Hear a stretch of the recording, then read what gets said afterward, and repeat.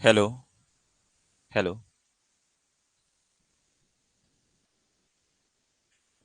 चलिए जी। Good morning everybody. तो आज हम लोगों की अकाउंटेंसी की लास्ट लेक्चर है जिसमें हम लोग थ्योरी करेंगे। उसके बाद फिर हम लोगों की जो भी टॉपिक कंप्लीट हो जाए रहेगी उन सब का हम लोग क्या करने वाले हैं भाई, एमसीक्यू भी करने वाले हैं। ओके। आज हम लोगों को मेन तीन अलग अलग टॉपिक करना है, जिसमें से सबसे पहला हम लोगों के पास आता है वो है अंश पूंजी। अंश पूंजी को अगर कहीं हम लोग हिंदी में बात करें तो अंश पूंजी का बेसिक मतलब ये होता है शेयर कैपिटल। इंग्लिश में आप लोगों ने सुना होगा भाई शेयर वर्ड का नाम, ठीक है। तो हालांकि अकाउंटेंसी में मैंने आप लोगों को पहले भी बताया हुआ है कि जो इंग्लिश टर्म है उसको ध्यान में रखना वो ज्यादा आसान होता है। तो सबसे पहला जो टर्म आता है वो आता है हम लोगों का अंश पूंजी। उसके बाद फिर दूसरा जो टर्म हम लोगों को डिस्कस करना है वो है हम लोगों का वर्किंग कैपिटल, जिसको हम लोग बोलते हैं कार्यशील पूंजी। और तीसरा जो आता है वो बैंकिंग से रिलेटेड है, जिसको हम लोग बोलते हैं भाई एनपीए, नॉन परफॉर्मिंग एसेट्स। ठीक है जी। तो स्टार्ट करते हैं। जब कभी भी हम लोग अंश पूंजी के बारे में बात करते हैं तो अंश पूंजी का बेसिक मतलब हम लोगों का ये होता है, कोई भी कंपनी, किसी भी कंपनी को जब कभी भी पैसे की जरूरत होती तो दो जगह से वो पैसा ले लेता है। कौन कौन से दो जगह से पैसा ले लेता है? एक तो हम लोगों का बैंक से लोन ले सकता है, लेकिन लोन की सबसे बड़ी परेशानी ये होती है कि आपको फायदा हो चाहे नुकसान हो आप लोगों को ब्याज पे करना ही करना है। लेकिन दूसरा जो तरीका है हम लोगों का वो तरीका ये है कि आप एक काम करो, आप आम जनता के पास चले जाओ। किसके पास चले जाओ भाई? आप आम जनता के पास चले जाओ और उन जनता को ये बोलो कि आप मुझे पैसे दो, बदले में मैं आपको क्या दे दूंगा भाई? मैं बदले में आप लोगों को शेयर्स दे दूंगा। जैसे कि आप लोगों को पता है कि अभी एलआईसी का शेयर्स आया हुआ था, जैसे कि अभी जोमेटो का शेयर्स आया हुआ था। तो उसी को हम लोग क्या बोलते हैं भाई? शेयर। मतलब कि ऐसा पैसा जिसके बदले में कंपनी शेयर इशू करती है, हम लोग उसको क्या बोलते हैं भाई? अंश पूंजी बोलते हैं। देखिए क्या बोला गया। जब कंपनी अपने अंशों का निर्गमन पूंजी पूंजी प्राप्त करता है, क्या प्राप्त करता है भाई? पूंजी प्राप्त करता है। तो हम लोग उसको क्या कहते हैं? अंश पूंजी। अंश पूंजी कंपनी की कुल पूंजी का वह भाग है जो कंपनी समय समय पर अंशों का निर्गमन द्वारा प्राप्त करती है। निर्गमन द्वारा प्राप्त करती का मतलब इशू करती है। कंपनी के पास शेयर रखे हुए हैं वो आम जनता को देती है, आम जनता उसके बदले में क्या देते हैं भाई? हम लोगों को पैसे देते हैं। कंपनी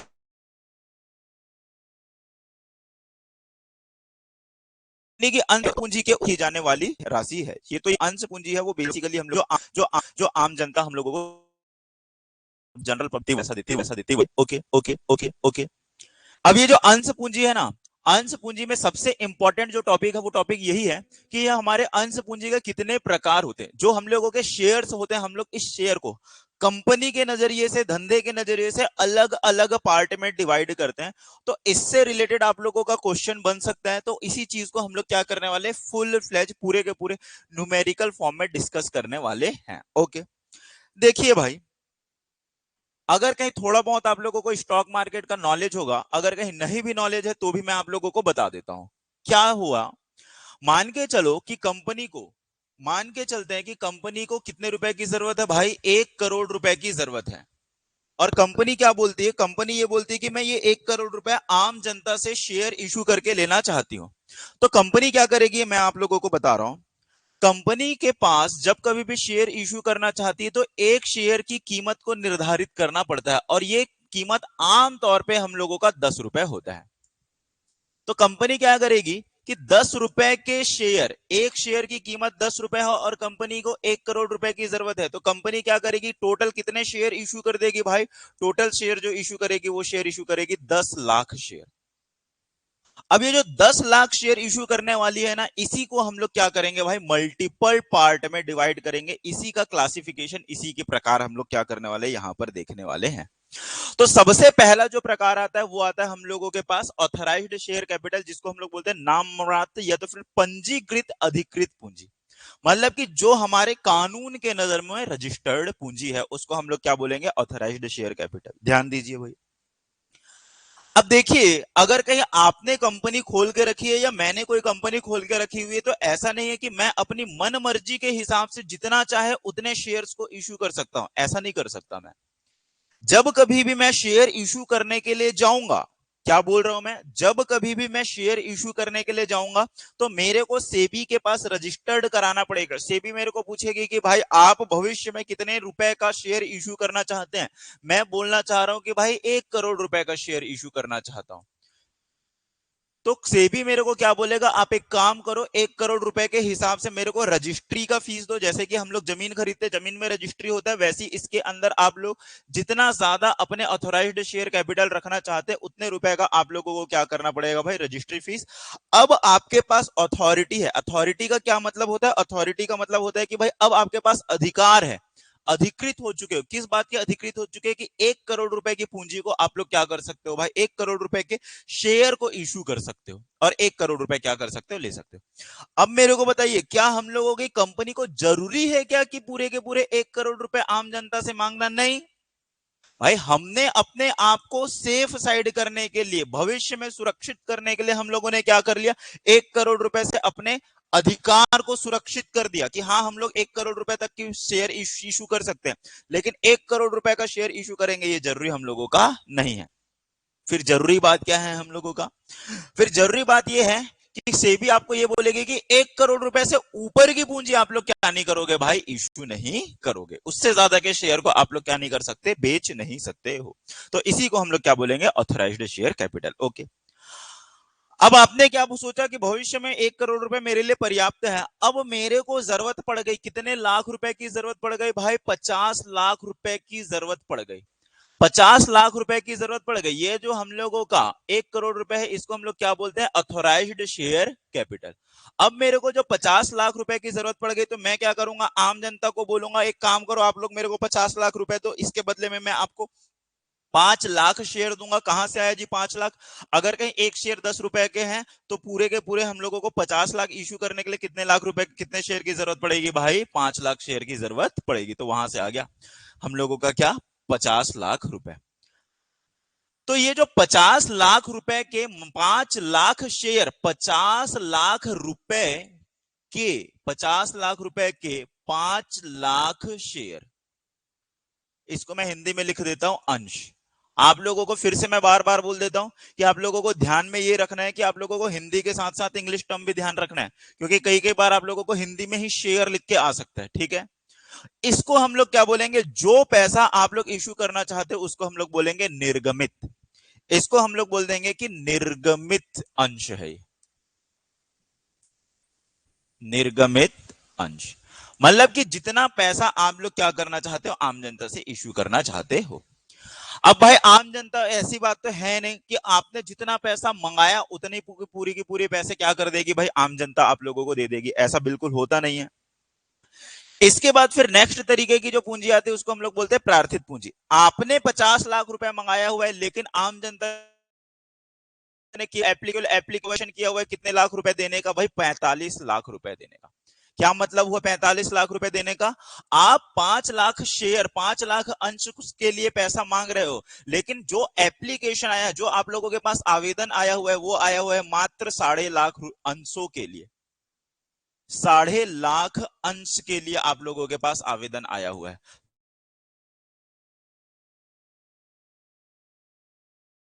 तब हम क्या, किसको क्या रुपए है, ये 45 लाख रुपए हम लोगों की क्या, 20 लाख रुपए हम लोगों की क्या है, सब्सक्राइब्ड शेयर कैपिटल या तो फिर प्रार्थित पूंजी। मतलब कि इतने लोगों ने हम लोगों को क्या किया हुआ है भाई बताइए, इतने लोगों ने हम लोगों को बोला हुआ है कि हाँ जी हम इतना पैसा देंगे। फिर से ये जो 1 करोड़ रुपए, 1 करोड़ रुपए का मतलब ये हुआ 10 लाख शेयर, 10 लाख अंश। सर ये 10 लाख और 1 लाख का डिफरेंस क्यों आ गया, क्योंकि हमारे एक शेयर जो है वो एक शेयर 10 रुपए के हैं, इसलिए हम लोगों के पास कितना रुपए आ गया भाई, 10 लाख शेयर के कितने आ गए, 1 करोड़ रुपए आ गए। नेक्स्ट बात देखिए, इसी को हम लोग क्या बोल देते हैं, इसी को हम लोग बोलते हैं प्रार्थित पूंजी।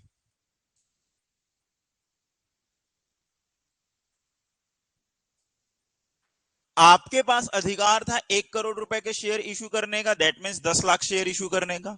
आपने इशू किया, कितने शेयर इशू किए भाई, कितने शेयर जारी किए, 50 लाख रुपए के share, that means 5 lakh share जारी किए। लेकिन लोगों ने कितने के लिए अप्लाई किया भाई, लोगों ने अप्लाई किया 45 रुपए के शेयर के लिए अप्लाई किया, दैट मीन्स 4.5 लाख रुपए के। इसको हम लोग बोलेंगे प्रार्थित पूंजी। तीसरे तरीके की जो पूंजी आती है वो आती है हम लोगों की याचित पूंजी जिसको हम लोग बोलते हैं भाई कॉल्ड अप कैपिटल। क्या मतलब होता है जी कॉल्ड अप कैपिटल? अब मैं आप लोगों को फिर से एक और बात बता देता हूं। मैंने आपको क्या बोला, एक शेयर की कीमत 10 रुपए की है। एक शेयर की कीमत कितने रुपए की है जी बताइए? एक शेयर की कीमत हम लोगों की है 10 रुपए की।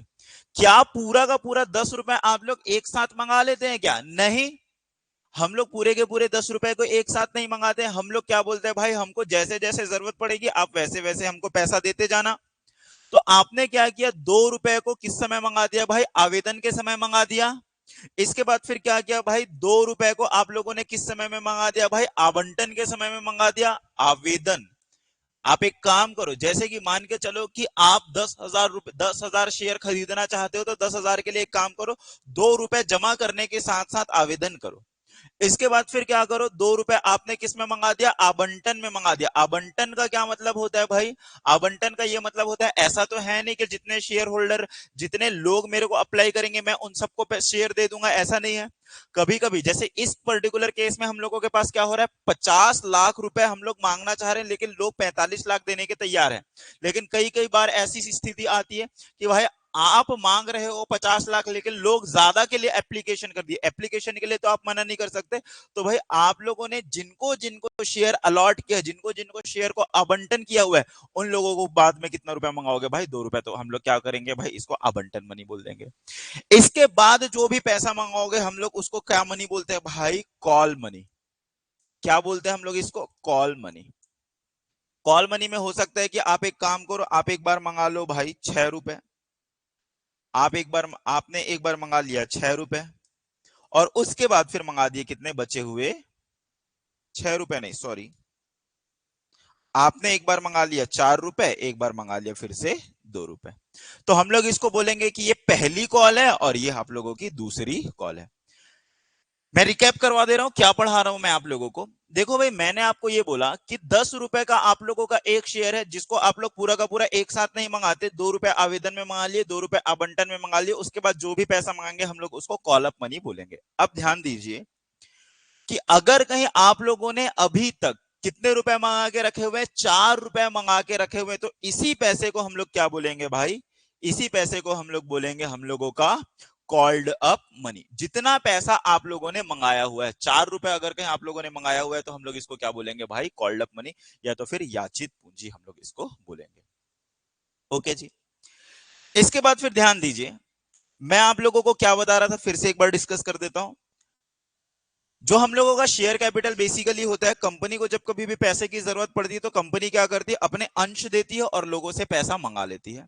अब ये जो अंश होते हैं, अंश को हम लोग अलग अलग भाग में बांटते हैं। सबसे पहले आप लोग सेबी के पास जाओगे और उन लोगों को बताओगे कि आप मैक्सिमम कितने अंश इशू करना चाहते हो। तो आपने बोला कि मैं 10 लाख अपने जीवन में अंश इशू करूंगा, दैट मीन्स 1 करोड़ रुपए आम जनता से मांगूंगा। तो हम लोग इसको क्या बोलेंगे? हम लोगों का ऑथराइज्ड शेयर कैपिटल, जिसको हम लोग बोलते हैं हिंदी में पंजीकृत या तो फिर अधिकृत पूंजी। इसके बाद अगर कहीं आपने 1 करोड़ रुपए से अपने आप को रजिस्टर्ड करा दिया है, इसका यह मतलब नहीं है कि पूरे के पूरे पैसे आप आम जनता से एक बार में मांग लो। आपने क्या सोचा कि मैं 5 लाख अंश को क्या करूंगा? जारी करूंगा। दैट मीन्स 50 लाख रुपए मेरे को चाहिए, तो इसी 50 लाख रुपए को हम लोग क्या बोलेंगे? निर्गमित अंश बोलेंगे। इसके बाद फिर आपने जितना पैसा मांगा हुआ है, जितने शेयर आप इशू करना चाहते हैं, क्या जरूरी है कि आम जनता उतने शेयर इशू करेगी? कि नहीं। उन्होंने कितने रुपए के लिए अप्लाई किया? उन्होंने आवेदन दिया 4.5 लाख अंश के लिए, दैट मीन्स 45 लाख रुपए देने का वादा कर रही। तो हम लोग इसको क्या बोलेंगे भाई? प्रार्थित पूंजी बोलेंगे। इसके बाद मैंने आप लोगों को बताया, क्या बताया? कि ये जो 10 रुपए, अगर कहीं एक शेयर की कीमत 10 रुपए है, तो पूरे के पूरे पैसे आप एक साथ में नहीं मंगाते। आप क्या करते हो भाई? 2 रुपए आवेदन में मंगा देते हो, 2 रुपए आवंटन में मंगा देते हो। उसके बाद जो भी पैसा मंगाते हो हम उसको कॉल मनी बोलते हैं। चार बार पहली बार मंगाया तो फर्स्ट कॉल, 2 रुपए दूसरी बार मंगाया तो हम लोग इसको सेकंड कॉल हम लोग इसको बोलते हैं। ओके। अब क्या हुआ कि मान के चलो कि 31 मार्च के दिन आप लोगों ने मात्र 4 रुपए मंगा के रखा हुआ है। तो 4 रुपए जो मंगा के रखा हुआ है, हम लोग इसको क्या बोलेंगे पता है? हम लोग इसको बोलेंगे याचित पूंजी। आपने इतना पैसा मंगा कर रखा हुआ है, हम लोग इसको बोलेंगे याचित पूंजी या तो फिर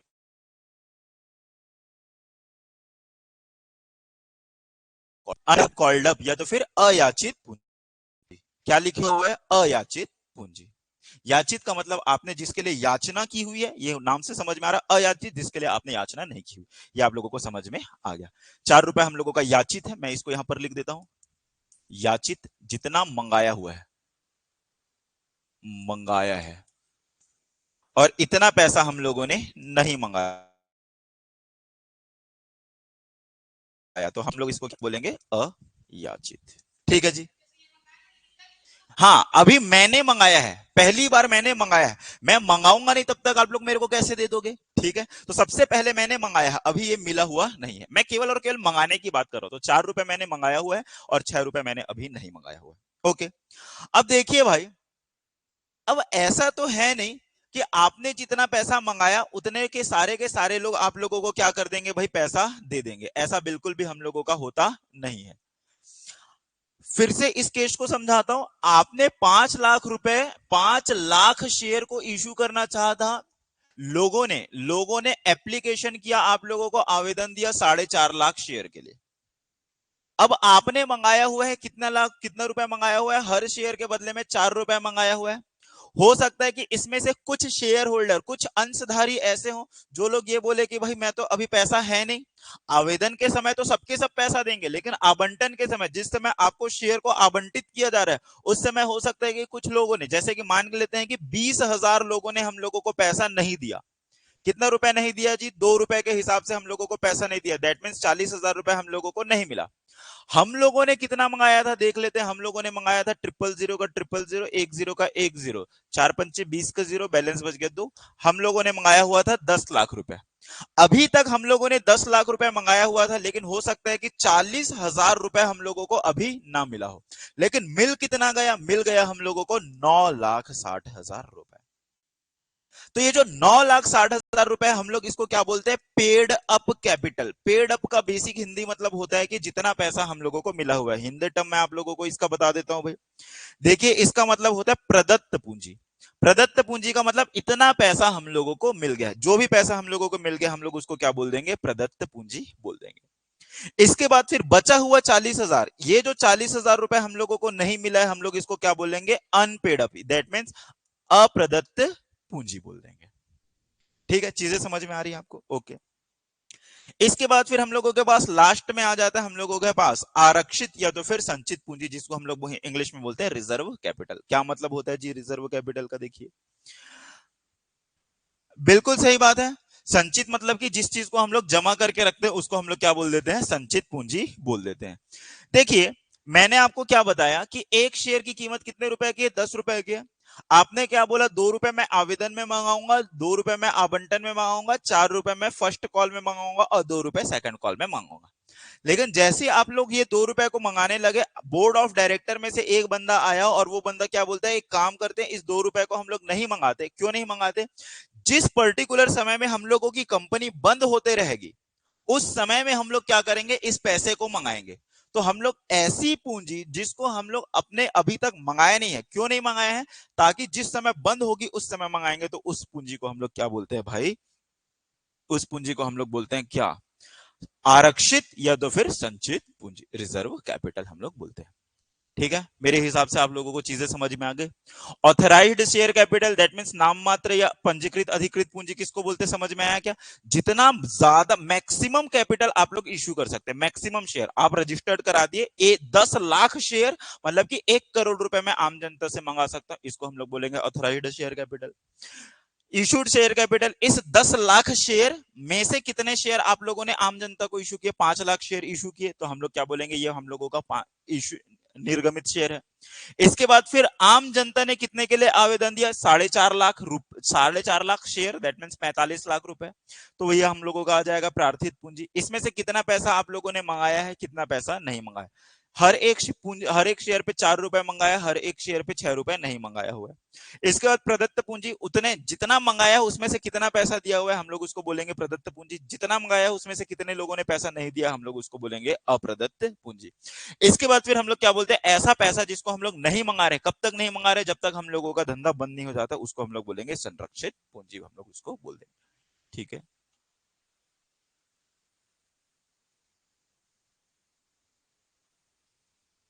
ठीक है जी। इसकी कुछ कुछ थ्योरी लिखी हुई है, बेसिक मतलब मैंने आप लोगों को पूरा का पूरा बता दिया है, मैं इसको रीड कर देता हूं। अधिकृत पूंजी का आशय वह राशि से जिसे जारी करने के लिए एक कंपनी क्या होती, अधिकृत। अधिकृत का मतलब इतना ही आप लोगों के पास अधिकार है, इससे ज्यादा आप लोग क्या नहीं कर सकते भाई, इश्यू नहीं कर सकते। अंशों द्वारा सीमित गारंटेड द्वारा कंपनी की दशा में इसका उल्लेख पार्षद नियमों में करना आवश्यक है। बेसिक मतलब ये है कि हम लोग जो भी कंपनी जो भी हम लोगों के पास मेमोरेंडम डॉक्यूमेंट होता है ना, उस डॉक्यूमेंट के अंदर हम लोगों को बताना है कि हम लोगों को कितनी अधिकार है पूंजी इशू करने के लिए। यह वह अधिकतम धनराशि है जिसे कंपनी अंश द्वारा जारी करके एकत्र करने के लिए अधिकारित है। नाम मात्र पूंजी का विभाजन निश्चित मूल्य के निर्भर करती है। मेरा अगर कहीं छोटा कंपनी तो मैं कर ले जबरदस्ती ज्यादा के लिए मैं अप्लाई करूंगा। जितने ज्यादा शेयर के लिए आप लोग अप्लाई करोगे, जितने अंश के लिए आप लोग आवेदन दोगे, उतना ज्यादा आप लोगों को रजिस्ट्री के पैसा देना पड़ता है। निर्गमित पूंजी यह अधिकृत पूंजी का वो भाग है जो वास्तव में जनता अभिदान ओके, तो सबसे पहले हम लोगों ने ये देख लिया नाम मात्र पूंजी या तो फिर अधिकृत पूंजी हम लोगों ने देख लिया, जिसको हम लोगों ने बोला था 10 लाख शेयर, 10 लाख अंश। एक अंश हम लोगों के कितने रुपए के, 10 रुपए के, तो ये आ जाएगा 1 करोड़ रुपए। इसको हम लोग क्या बोलेंगे, अंश पूंजी। जहां आप पास नाम जुड़ गया पूंजी, इसका मतलब ये हुआ कि हम लोग रुपये में बात कर रहे हैं। जहां केवल और केवल ये बात बोली जा रही है अंश, इसका मतलब क्या हो गया कि हम लोग नंबर में बात कर रहे हैं। 1 लाख अंश, 5 लाख अंश, 10 लाख अंश। इसके बाद फिर नेक्स्ट आता है हम लोगों का निर्गमित पूंजी। ये मैंने आप लोगों को बता दिया, यह अधिकृत पूंजी का वह भाग है जो वास्तव में जनता में अभिदान के लिए जारी किया गया। सामान्यतः कंपनी अपनी अधिकृत पूंजी की संपूर्ण मात्रा को एक साथ जारी नहीं करती, बल्कि इसका कुछ भाग भविष्य में से संबंधित आवश्यकताओं की पूर्ति के लिए भविष्य में जारी करने हेतु रख लेती। निर्गमित पूंजी अधिकृत पूंजी से अधिक नहीं हो सकती। जैसे मैंने आपको बताया कि आपके पास अधिकार है कि आप लोग केवल और केवल 10 लाख अंश को इशू कर सकते हैं। 10 लाख अंश मतलब 1 करोड़ रुपए, ठीक है। तो क्या आप लोग 10 लाख से ज्यादा 11 लाख शेयर इशू कर सकते हो क्या? नहीं कर सकते हो। उसी बात को हम लोगों को बोला गया है, निर्गमित पूंजी अधिकृत पूंजी से अधिक नहीं हो सकती है। ओके, इसके बाद फिर प्रार्थित पूंजी। प्रार्थित पूंजी का मतलब लिखा हुआ है हम लोगों का, यह अंशों की अंकित मूल्य का वह भाग है जिसे जनता द्वारा वास्तव में ले लिया गया है। मैंने आप लोगों को बताया था, आपने 5 लाख अंश को दिया, लोगों ने 4.5 लाख रुपए के 4.5 लाख शेयर के लिए आवेदन किया, अर्थात जिस हेतु जनता ने आवेदन किया हुआ है, अर्थात यह अंकित अधिकृत पूंजी का वह भाग है जिसे वास्तव में अंशधारी द्वारा ले लिया गया। हम लोग लिख देते हैं इसमें, ये कितना अमाउंट आ जाएगा, 4.5 लाख अंश। इस 4.5 लाख अंश का मतलब क्या हुआ, क्या हुआ जी बताइए, 45 लाख रुपए के अंश पूंजी। जहां रुपये की बात हो रही है वहां मतलब पूंजी आएगा, ठीक है जी। इसके बाद फिर आता है याचित। याचित का मतलब मैंने आप लोगों को बता दिया था क्या होता है, जितना आपने मंगाया हुआ है। कितना मंगाया हुआ है, यह अभिधान अंशों की अंकित मूल्य का वह भाग है जिसे कंपनी ने अंशधारियों से याचना द्वारा मांग लिया गया है। क्या कर लिया गया है भाई, हमने इसको याचना द्वारा मांग लिया गया है किसी अन्य विधि से, अर्थात कंपनी द्वारा अंशों के आवेदन, आवंटन तथा योजनाओं योजनाओं योजनाओं का मतलब होता है कॉल्ड अप। मैंने आपको बताया ना, सबसे पहले अगर कहीं मैं आप मेरे कंपनी का शेयर खरीदना चाहते हैं तो सबसे पहले आप आवेदन करेंगे ना, तो आवेदन के साथ मैं आपको 2 रुपए मंगा दे रहा हूं। आप 10,000 शेयर खरीदना चाहते हैं, 10,000 के साथ 2 रुपए मेरे को दो, मतलब कि 20,000 रुपए के साथ मेरे को आवेदन करो। अगर कहीं अब आपको क्या मिलने वाला है, शेयर मिलने वाला है, मतलब कि आवंटन कर रहा हूं, तो आवंटन करते समय फिर से मैं आपको कितना रुपए मंगाऊंगा भाई, 2 रुपए मंगाऊंगा। मतलब ये कंपनी डिसाइड करेगी, जरूरी नहीं है 2 रुपए, 3 रुपए मंगा सकती, 5 रुपए मंगा सकती, हो सकता है कि कंपनी एक साथ आप लोगों को पैसा मंगा ले, ठीक है। इसको हम लोग क्या बोलते हैं भाई, याचित पूंजी बोलते हैं, जितना भी पैसा अभी तक आप लोगों ने मंगाया हुआ है। एप्लीकेशन तो आएगा ही आएगा, आवेदन का पैसा तो आपको देना ही पड़ेगा, आवंटन तीसरे कॉल के बाद बोल रहे, तो फिर जितना पैसा अभी तक मंगा लिया उसको हम लोग बोलेंगे याचित पूंजी। अयाचित पूंजी, यह वह भाग है जिस पर अंशों के संबंध में अभी तक याचना नहीं की गई है। क्या नहीं की गई भाई, याचना नहीं की गई है। जैसे मैंने आप लोगों को बता दिया था कितना, 6 रुपए एक शेयर में, तो 6 रुपए मल्टीप्लाइड बाई 4.5 लाख शेयर। तो इतनी पूंजी को मैंने अभी क्या नहीं किया हुआ है भाई, याचित नहीं किया गया, तो फिर ये आ जाएगा अयाचित पूंजी आ जाएगा।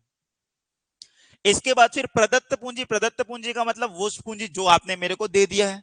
जैसे मैंने आप लोगों को बताया हुआ था, 4.5 लाख अंश में से 20,000, मैंने कितना बोला हुआ था, 20,000 अंशों ने मेरे को पैसा नहीं दिया। 20,000 अंशों ने मेरे को पैसा नहीं दिया, दैट मीन्स कितने अंशों ने मेरे को दे दिया, 4,30,000 अंशों ने मेरे को कितना रुपए दे दिया भाई। अभी तक मैंने 4 रुपए ही मंगाया हुआ है, तो मेरे को कितना दे दिया था, हम लोगों ने कितना निकाला हुआ था, 9,60,000 रुपए हम लोगों ने निकाला। सॉरी, 9,60,000 निकाला था, कितना निकाला हुआ था हम लोगों ने।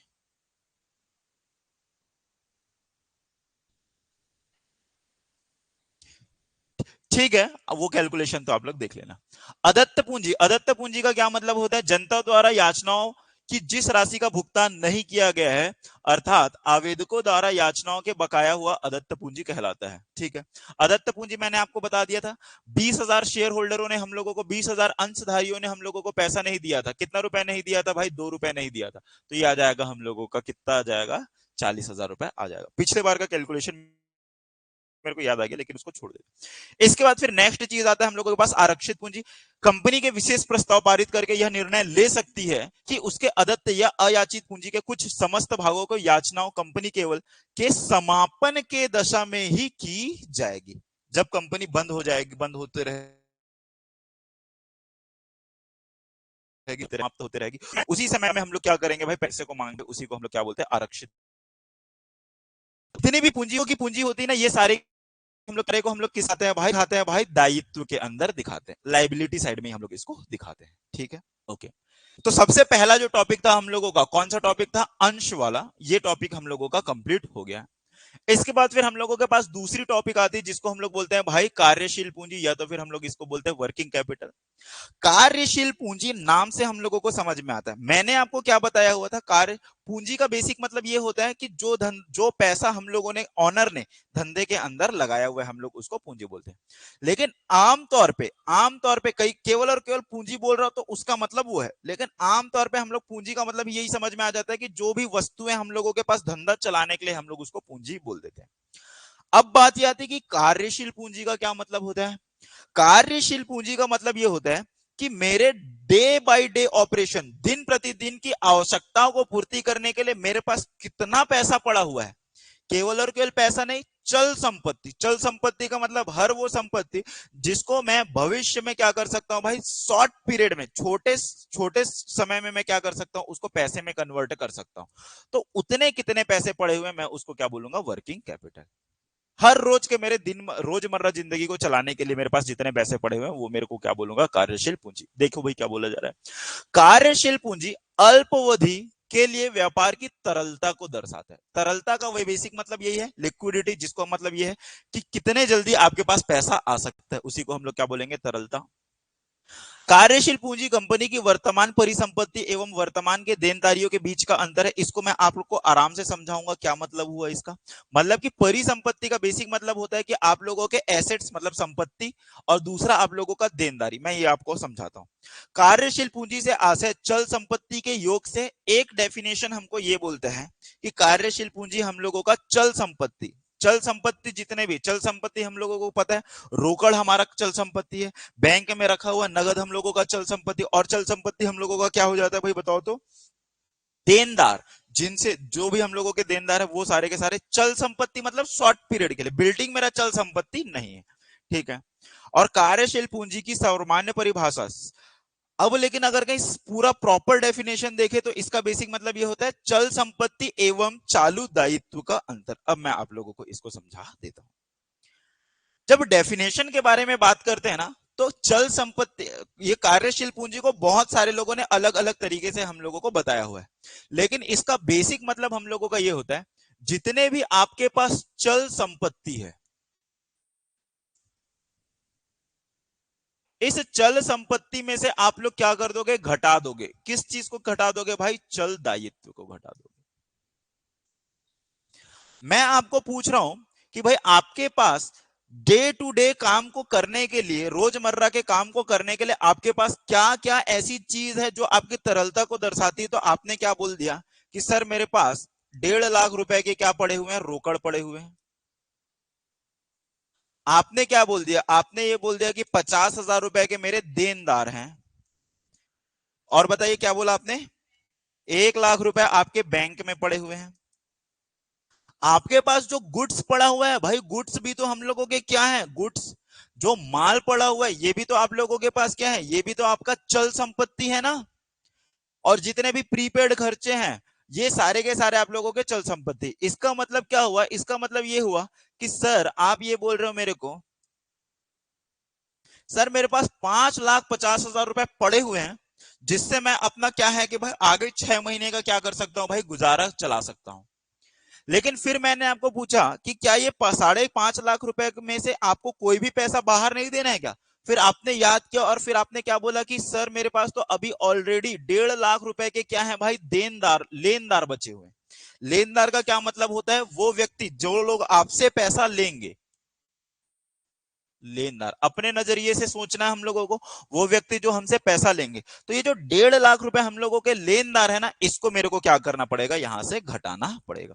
तो उसके बाद फिर हम लोगों का क्या आ जाएगा भाई, कार्यशील पूंजी प्रॉपरली आ जाएगा। ओके, अब कार्यशील पूंजी को अगर कहीं हम लोग बोले, तो कार्यशील पूंजी को हम लोग प्रकार में बोले तो हम लोग क्या बोल सकते हैं भाई, आवश्यकता के आधार पर हम लोग कार्यशील पूंजी को डिटरमाइन कर सकते हैं, और दूसरा विचारधारा के आधार पर हम लोग कार्यशील पूंजी को दे सकते हैं। केवल और केवल थ्योरेटिकल पार्ट है हम लोगों का। आवश्यकता के आधार पर हम लोग इसको बोलते हैं स्थायी कार्यशील पूंजी, और दूसरे को हम लोग क्या बोलते हैं, परिवर्तनशील कार्यशील पूंजी। जब आप लोग अपने आपको पूछा जा रहा है कि भाई आपको रोजमर्रा जीवन चलाने के लिए कितने पैसे की जरूरत है, कितनी चल संपत्ति की जरूरत है, तो आपने क्या बोला, आपने ये बोला कि मेरे को तो सर कुछ संपत्ति ऐसे चाहिए जो स्थायी रूप पे चाहिए ही चाहिए। जैसे मान के चलो कि आप कपड़े का दुकान खोल के बैठे हुए, तो कपड़े का दुकान खोल के बैठे हुए तो सबसे पहली बात तो ये कि आपको कम से कम 2 लाख रुपए के माल अपने दुकान के अंदर रखना ही पड़ेगा। भाई 2 लाख रुपए का भी माल अगर कहीं आपके दुकान के अंदर नहीं पड़ा हुआ है तो कौन सा ग्राहक आएगा आपके दुकान में। और दूसरी बात, कई कई बार हमको ये होता है कि बैंक के भी अंदर हम लोगों को कुछ मिनिमम बैलेंस रखना होता है। कई कई बैंक तो ऐसे होते हैं जैसे कि एचडीएफसी, वो 25-25 हजार रुपए हम लोगों को रखने के लिए बोल देती है। तो हम लोग क्या बोलेंगे कि ये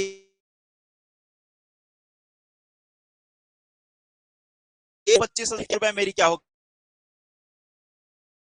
कम से कम मेंटेन करके चलना ही पड़ेगा। तो भाई देखो क्या बोला गया, कुछ कार्यशील पूंजी की ऐसी मात्रा जिसके उपक्रम में नियमित एवं स्थायी आवश्यकता होती है। नियमित कार्यशील पूंजी की जरूरत, देखिए भाई यहाँ पर क्या लिखा हुआ है, न्यूनतम स्टॉक बनाए रखने एवं बैंक में न्यूनतम शेष बैलेंस रखने के लिए हम लोगों को जरूरत पड़ती है, उसको हम लोग क्या बोलते थे, स्थायी कार्यशील पूंजी बोलते थे। लेकिन कुछ कुछ धंधा हम लोगों का ऐसा होता है जिसमें कार्यशील पूंजी हर समय एक बराबर नहीं लगती। जैसे मान के चलिए आप लोग किसके अंदर काम करते हैं भाई, खेती किसानी के अंदर, या तो फिर आप लोग क्या करते हैं, जूट बनाने वाली फैक्ट्री। तो जूट बनाने वाली फैक्ट्री जिस पर्टिकुलर समय में किसान ने अपना सामान को बेचा, अपने प्रोडक्ट को बेच दिया, अपने फसल को बेचा, उस समय खरीदने के लिए आपके पास ज्यादा संपत्ति की जरूरत है, उस समय ज्यादा पैसे की जरूरत है। तो हम लोग क्या बोलेंगे, वो हम लोगों की परिवर्तनशील कार्य पूंजी है, या तो फिर हम लोगों का मौसमी पूंजी है। यह ऐसी पूंजी है जो वर्ष में केवल कुछ निश्चित समय के लिए, जबकि कंपनी का व्यापार आधिकारिक होता है, मतलब कि सबसे ज्यादा समय के लिए हम लोगों को, सबसे ज्यादा उस पर्टिकुलर समय में हम लोगों का धंधा चलता है। अर्थात यह पूंजी को किसी मौसम के विशेष के लिए आवश्यकता होती है। जैसे कि मैंने आप लोगों को बता दिया, मिल में कपास की फसल के आने पर उसकी आधिकारिक खरीदी के लिए हम लोगों को अधिक कार्यशील पूंजी की जरूरत पड़ जाती है। ठीक है जी, इसको हम लोग क्या बोल देंगे, कार्य ये पूंजी बोल देंगे। अब विचारधारा के आधार पर अगर के हम लोग बात करें तो कार्यशील पूंजी बेसिकली हम लोगों के पास दो तरीके का होता है। एक को हम लोग बोलते हैं ग्रॉस वर्किंग कैपिटल, या तो फिर सकल कार्यशील पूंजी। सकल कार्यशील पूंजी का मतलब मैंने आपको क्या बताया, आप क्या करो, केवल और केवल अपनी चल संपत्ति को पूरा का पूरा जोड़ दो, तो हम लोग उसको क्या बोल देंगे भाई, ये हम लोगों के पास ग्रॉस वर्किंग कैपिटल। क्वेश्चन केवल और केवल आप लोगों को इंफॉर्मेशन दे दिया कि चल संपत्ति का बस डेटा दे दिया, तब आप क्या करना भाई, उन सबको जोड़ देना और बोल देना यही हम लोगों का ग्रॉस वर्किंग कैपिटल है, या केवल और केवल वर्किंग कैपिटल। चल संपत्ति के साथ साथ चल दायित्व का भी अगर कहीं इंफॉर्मेशन दिया हुआ है, तब आप लोगों को उसको डेफिनेटली माइनस करना ही पड़ेगा। बस इसके अंदर हम लोगों का यही चीज है। शुद्ध कार्यशील पूंजी हम लोगों ने क्या कर दिया भाई, ये मेन हम लोगों का फॉर्मूला है। चालू संपत्ति में से हम लोग क्या कर देंगे, चालू दायित्व को घटा देंगे। थ्योरेटिकल क्वेश्चन हम लोगों के पास पड़ा हुआ है, लेकिन इससे आप लोगों का एमसीक्यू बनने के चांसेस कम ही हैं। कार्यशील पूंजी की मात्रा निर्धारित करने वाले घटक या तो फिर तत्व, किस बात से आप लोगों का कौन सी बात आपको यह बताएगी कि आपको ज्यादा कार्यशील पूंजी रखना है या तो फिर आपको कम कार्यशील पूंजी रखना है, ये मैं आपको बताता हूं। सबसे पहली बात तो व्यवसाय की प्रकृति। मान के चलो कि आप लेन देन वाले काम में हो, लेन देन वाले काम मतलब सामान खरीदते हो बेचते हो, या तो फिर सामान को बनाते हो, मैन्युफैक्चरिंग के काम में हो। अगर फैक्ट्री वाले काम में हो तब तो आपको रॉ मटेरियल खरीदने, लेबर के लिए आप लोगों को ज्यादा कार्यशील पूंजी की जरूरत पड़ेगी, बजाय सर्विस के। सर्विस का मतलब आप डॉक्टर हो तो क्या डॉक्टर को ज्यादा कार्यशील पूंजी की जरूरत है क्या, नहीं, उसको कार्यशील पूंजी की जरूरत नहीं है। इसके बाद फिर आता है माल की आवृत्ति, मतलब कि कितने बार साल में आप लोगों को कितने बार माल को मंगाना पड़ता है। अगर कहीं साल में केवल 4 बार माल को मंगाना पड़ता है तो आप लोगों को कम कार्यशील पूंजी चाहिए। अगर कहीं बार बार मंगाना पड़ता है तो आप लोगों को ज्यादा कार्यशील पूंजी की जरूरत पड़ेगी। क्रय विक्रय के शर्त, क्रय विक्रय के शर्त का मतलब जब आप सामान खरीदते हो तो आपका जो लेनदार है वो आपको बोलता है कि एक काम करो, आराम से मेरे को पैसा देना, 3 महीने 4 महीने का आपको क्या दे देता है, क्रेडिट पीरियड देता है। तो हम लोगों को कम कार्यशील पूंजी, हमारा काम उधार में चल जाता है, लेकिन वो बोलता है नहीं मेरे को तो नगद चाहिए, तो मेरे को ज्यादा कार्यशील पूंजी की जरूरत पड़ेगी। व्यवसाय का आकार, साइज ऑफ बिजनेस, भाई अगर कहीं हम लोगों का धंधा बड़ा है तो कार्यशील पूंजी ज्यादा लगेगी, धंधा छोटा है तो हम लोगों का कार्यशील पूंजी कम लगेगा। Dividend policy, dividend policy basically company के अंदर आता है। हम लोगों के शेयर होल्डर क्या बोल रहे हैं कि भाई मेरे को तो हर साल मेरे को जो भी लाभांश हो रहा है, जो भी पैसा आप लोग अर्जित कर रहे हो उसको मेरे को एक हिस्सा चाहिए, तब आप लोगों को ज्यादा कार्यशील पूंजी चाहिए उनको पैसा पे करने के लिए। इसके बाद फिर बैंकिंग रिलेशन, बैंकिंग रिलेशन या तो फिर बैंकिंग संबंध का बेसिक मतलब यह है, आपका संबंध एसबीआई से बहुत अच्छा है, जब आपको लोन की जरूरत पड़ती है वो आपको लोन दे देता है। तो अगर कहीं आपके पास कार्यशील पूंजी कम भी है तो भी आपका काम चल जाएगा। क्यों काम चल जाएगा, कल के डेट में पैसे की जरूरत है तो बैंक मेरे सामने खड़ा हुआ है। तो ये हम लोगों के कुछ कुछ छोटे छोटे पॉइंट थे। इसके बाद फिर कार्यशील पूंजी को हम लोग किस चीज के लिए यूज करते हैं भाई, कच्चा माल खरीदने के लिए हम लोग इसका इस्तेमाल कर लेते हैं। रॉ मटेरियल हम लोगों को खरीद रहे हैं, कच्चे माल को निर्मित माल में परिवर्तित करने के लिए आवश्यक मजदूरी एवं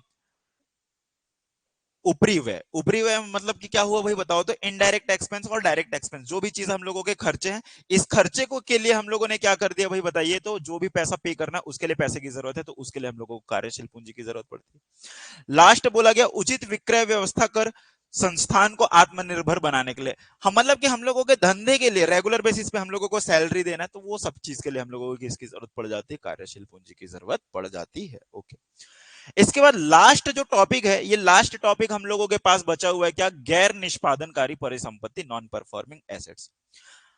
बैंक के अंदर क्या होता है,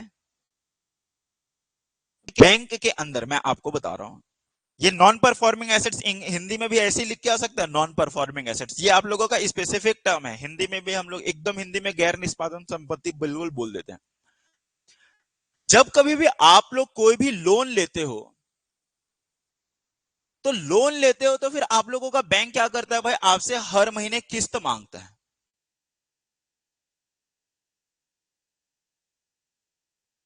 तो आपको लोन देके रखा हुआ है, मेरे मेरे मेरे मेरे लिए, आप जैसे कि मेरे लिए कोई भी वो व्यक्ति जिसको मैंने लोन देके रखा हुआ है वो मेरी संपत्ति है कि नहीं। संपत्ति का मतलब हर वो चीज तो मेरे को भविष्य में मुनाफा मिलने वाला है, तो भाई मैं उसको लोन दिया हुआ है, वो मेरे को ब्याज देगा, मेरे को पैसा लौटाएगा, भाई वो मेरी संपत्ति है, तो मैं उसको क्या बोल रहा हूँ कि वो मेरा एसेट्स है। अब ये जो एसेट्स होते हैं, एसेट्स को हम लोगों को अलग अलग भाग में क्या करना पड़ता है भाई, क्लासिफाई करना पड़ता है, उसको विभाजित करना पड़ता है। कुछ लोग ऐसे होते हैं जो बहुत भले लोग होते हैं, वो लोग अपने ड्यू डेट से, जैसे उन लोगों का क्या आया, किस्त का दिन आया, 10 तारीख आया, उन लोग क्या कर देते हैं, 10 तारीख को अपना पेमेंट कर देते हैं, अपने ईएमआई को, किस्त को पटा देते हैं। बहुत अच्छे लोग हैं भाई, कोई दिक्कत की बात नहीं है। लेकिन कुछ लोग ऐसे होते हैं जो लोग ड्यू हो जाता है उन लोगों का, 10 तारीख आ गया लेकिन अभी भी उन लोगों को पैसा नहीं दिए हुए। तो आरबीआई बैंक को ये बोलता है कि भाई लोग अगर कहीं आपको पैसा नहीं दिए, इमीडिएटली उसको बेकार व्यक्ति घोषित मत कर दो, एक काम करो, इंतजार करो। और कितना इंतजार करो भाई, इंतजार करो 90 दिन का। अगर कहीं वो व्यक्ति ड्यू होने से, मान के चलो कि 31 मार्च को आपको पेमेंट करना था एक किस्त का, आपने पेमेंट नहीं किया और कितने दिन बीत गए भाई, 90 दिन बीत गए। 90 दिन तक अगर कहीं आपने पैसा नहीं दिया, तब हम लोग क्या बोलेंगे, 90 दिन तक पैसे नहीं दिए, हम लोग क्या बोलेंगे कि आप हमारे लिए नॉन परफॉर्मिंग एसेट्स हो गए। आपने पैसा नहीं दिया, मैं 60 दिन के बाद बैंक को बोल रहा हूं कि मेरी स्थिति क्या है, वो बोल रहे हैं कि ठीक है कोई बात नहीं, आप स्टैंडर्ड एसेट्स हो, स्टैंडर्ड के व्यक्ति हो, ये बोल रहे हैं। लेकिन जैसे ही 90 दिन बीता, हम लोग क्या बोलेंगे कि भाई आप नॉन परफॉर्मिंग हो गए। अब ये जो नॉन परफॉर्मिंग हो गए ना, तो नॉन परफॉर्मिंग का भी हम लोग क्या करेंगे भाई, और आगे क्लासिफिकेशन करेंगे। दो क्लासिफिकेशन होता है। सबसे पहले क्लासिफिकेशन को हम लोग बोलते हैं सब स्टैंडर्ड। यही टर्म है इसका, इसका हिंदी कोई और टर्म नहीं है, सब स्टैंडर्ड। सब स्टैंडर्ड कैसे लिखते हैं आप लोग ध्यान दे दीजिएगा, ठीक है। सब स्टैंडर्ड, सब स्टैंडर्ड का क्या मतलब होता है, वो व्यक्ति जो हम लोगों का एनपीए तो हो गया, नॉन परफॉर्मिंग तो हो गया, और वो भी कितने महीने के लिए, 12 महीने के लिए। मतलब कि क्या हुआ, ये व्यक्ति जिसका किस्त 31 मार्च को ड्यू था, वो हम लोगों का एनपीए कब बना होगा भाई, अप्रैल मई जून। दैट मीन्स हम लोगों का बना होगा ये 30 जून को। 30 जून को हम लोगों का क्या बन गया होगा, ये एनपीए बन गया होगा। अब इसके बाद फिर 30 जून के बाद हम लोग पूरा का पूरा 1 साल और इंतजार करेंगे। 1 साल इंतजार करने के बाद हम लोग क्या बोलेंगे कि भाई ये हम लोगों का 1 साल तक ये व्यक्ति नॉन परफॉर्मिंग तो है, लेकिन हम लोगों का किसके अंदर आता है, सब स्टैंडर्ड के अंदर आता है। हिंदी टर्म भी इसका यही है, 1 साल तक।